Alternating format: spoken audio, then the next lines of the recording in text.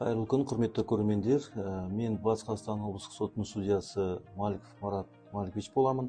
Бүгінгі тақырып бойынша шаруа қожалықтарға өтеулі жер учаскелерін пайдалануға беру мәселесі бойынша тәртібін түсіндіріп өтіп кетейін. Біздің елімізде жер мәселесімен, яғни жермен айналысу, жерге жұмыс істеу әрдайым өзекті мәселе болып көрінеді. Адамның, азаматтың жерге құқығы Конституцияда көрсетілген. Бірақ ұлттық заңнамамен реттеледі.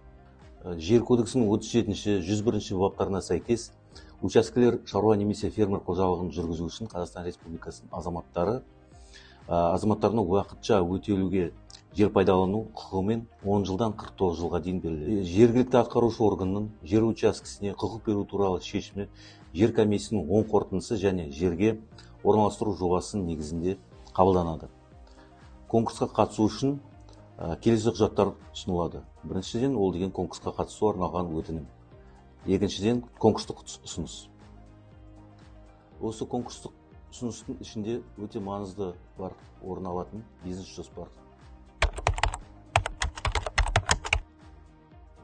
Бизнес жоспар инвестициялардың болжамды көлемі, ауыл шаруашылығы дақылдарын өсіру алаңдары, ауыл шаруашылығы жануарларының мал басы, қолданылатын агротехнологиялар, ауыл шаруашылығы техникасы мен технологиялық жабдықтың, ауыл шаруашылығы саласындағы білікті мамандардың болуы, ашылатын жұмыс орындарының саны.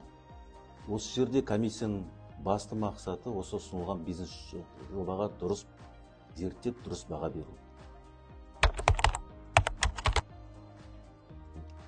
Қазіргі тұрақталған сот тәжірибесі бойынша конкурстық ұсыныстарды бағалау азаматтардың жер учаскесін алуға артықшылық құқығы олардың осы жергілікті жерде тұрақты тұратындарға байланысты берілмейді.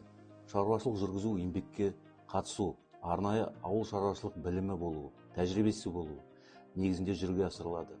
Және бұл да артықшылық құқығын беруден өлшемдерінің бірі болып табылады. Жер комиссиясы ұсыныстарды бағалау кезінде болжамды инвестиция көлемі бойынша ғана емес, сонымен қатар басқа да өлшемдері бизнес жоспардың мазмұны мен міндеттемелерді орындалу бойынша да қарастыруға тиіс.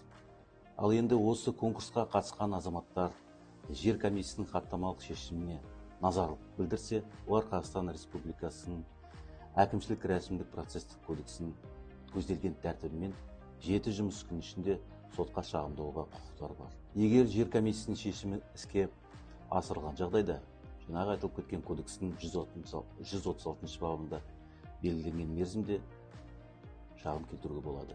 Қорытындылай келе, әрбір наразы болған азамат жоғарыда аталған заң негіздеріне сүйеніп өз құқығын қорғауға құқылы.